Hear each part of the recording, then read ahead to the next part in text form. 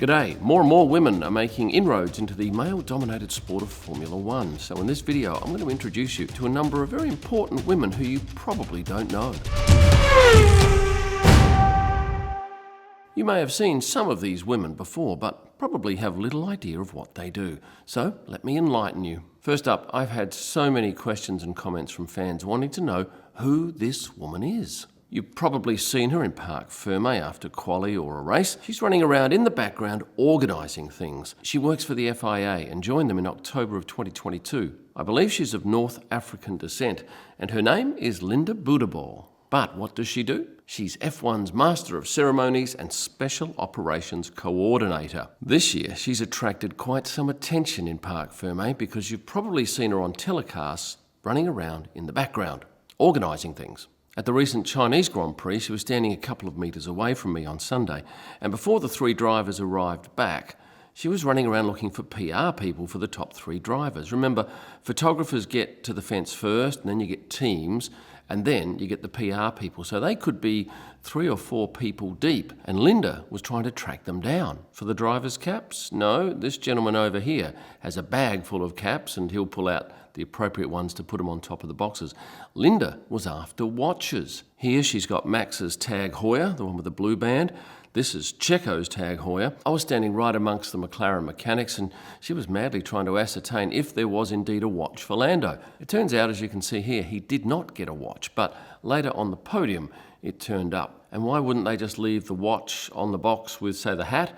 Well, some of these watches are worth $500,000 US. So I guess it's prudent to make sure that watch is handed to the driver, and that was part of Linda's job. She's worked previously at the Automobile Club de Monaco as an events coordinator, and also at the Monaco Pavilion at the Expo 2020 Dubai. From my observations, she works quickly and calmly and smiles.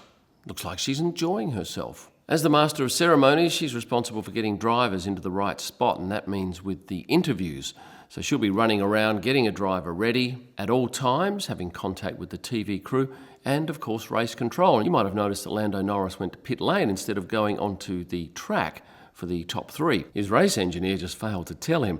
So it was Linda's job to go and round him up and bring him down to where the interviews would take place. Linda is employed directly by FIA, and the FIA run Parc Ferme, but they don't run the podium. And I'll get on to who runs that a little later in this video.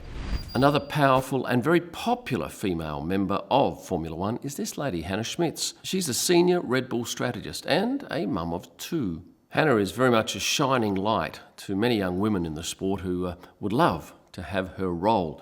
She's not at every race. She does share the role with Will Courtney, and one of those 2 will be sat on pit wall at an event, while the other one is back at Milton Keynes working from the operations room. And what qualifications do you need to get to where Hannah is now? Well, Hannah has a master's degree in mechanical engineering from University of Cambridge. Another female F1 strategist, Ruth Buscombe, has exactly that same qualification. Hannah began at Red Bull in 2009 as a modelling and strategy engineer and was quickly promoted to senior strategy engineer in 2011. And in 2021, she was promoted to principal strategy engineer. So what does a strategist do? Simple answer is they analyse data, or data if you're American, from numerous sources and then make decisions. Decisions like when is the best time to stop for tyres, what tyres to use, what to do if it rains, and so on. On a Friday at a normal race weekend, she'll meet with a range of team members, including engineers and drivers, to plan for the weekend. Now, that includes deciding on which tyres to use over that weekend. Now remember, they only get a certain number of tyres. Get the strategy wrong and it will hurt the team. In the Chinese Grand Prix this year, Fernando Alonso needed 2 sets of hard tyres on race day, but a decision on Friday meant he didn't have 2 left, and that cost him dearly. Hannah's a maths whiz and works well under pressure, and that pressure is on all the time in Formula One. Take quali, where she's got to work out when exactly to feed a car out from the garage such that her driver manages to get some clean air and set a fast time. And does she make decisions for just one driver? No, she will work for the team, so both cars come under her control. Most strategists have an engineering background, and their calculations and decisions can mean the difference between a win and a loss. She will speak direct over the two-way to both drivers, and sometimes one will say, hey, I want to come in which case she'll have to, if it's not the right decision, put her case forward diplomatically and let them know why staying out might be a better alternative. It's fair to say that Red Bull's strategy over the past few years has been pretty much flawless, and a lot of that is down to Hannah. The first time I photographed her was in Brazil in 2019, and she was on the podium. Why? Well, she was the one that made the call for Max to pit after Valtteri Bottas retired on lap 52. Max won, and Hannah shared the team's glory on the podium. That's Hannah Schmitz from Red Bull. She tends to play things rather low-key, but she's recognised by many, and certainly when I put a post of her up on Instagram, it goes off. Of all these women, this is the one that you probably know the most about, Susie Wolff, a Scottish former professional racing driver.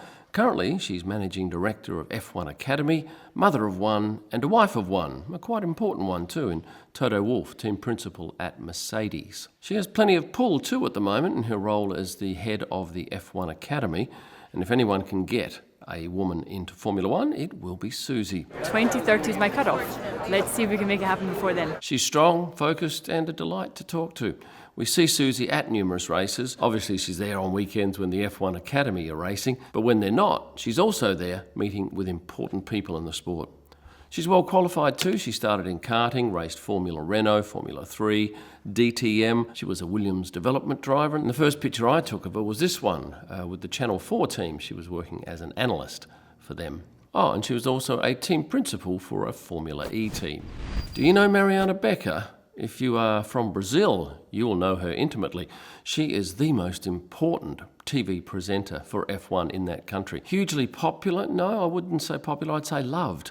Adored, as most of the posts that I put up about her attract some sensational comments. On race day, she'll be watching the race from the media pen and catch up with the drivers as they come out to the media pen. And last year, Lando Norris said of Mariana, "You ask the best questions here. Well done." Let me introduce you now to Katie Bookor. She's from Hungary, and if you've been watching Formula One for the past few years, you would definitely have seen Katie in Parc Fermé or on the podium. She doesn't work for FIA, she works for Formula One, and her title is Head of Operations and Event Protocol. Katie started in 2018, and on Saturday of the China Grand Prix after the sprint race, I caught her setting up these interview dots for drivers to stand on. That was part of her role that day. She's also responsible for the podium, so she'll be placing the bottles of bubbly. She'll be placing markers on the podium for dignitaries to stand. She briefs the trophy presenters and ensures that the podium ceremony goes off without a hitch. I remember the last gentleman that did that job told me of a time that a very important world leader would not stand on the podium because another country's national anthem would be played. So that's the sort of thing that Katie now would have to deal with. So diplomacy is important. She also coordinates the drivers' parade on race day and ensures that all the cars or the trucks are ready to go. At races like Mexico City, Checo might stop in the stadium to be interviewed. So if so, Katie will have to liaise with F1 TV and the drivers to ensure that everything goes to plan. Post-race in Saudi, I know she was responsible for the drone show that happened. And throughout the year, she's often the middle person between the TV network and the promoter. And what about the DJ that plays after the podium in Mexico? Yes, she's responsible for getting all that organised too. It's a high-pressure job, and if you make any mistakes, it's amplified because of the fact that millions, tens of millions may see it on their TV screen. And a final point, she's F1's first ever female event coordinator.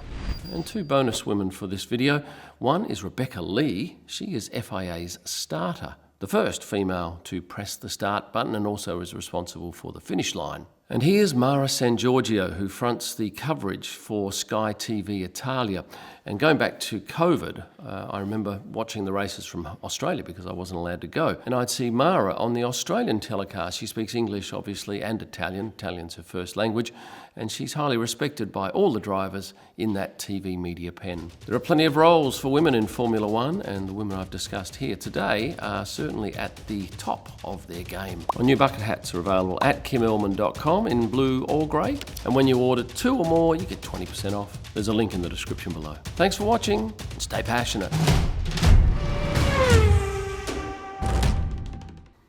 For recording.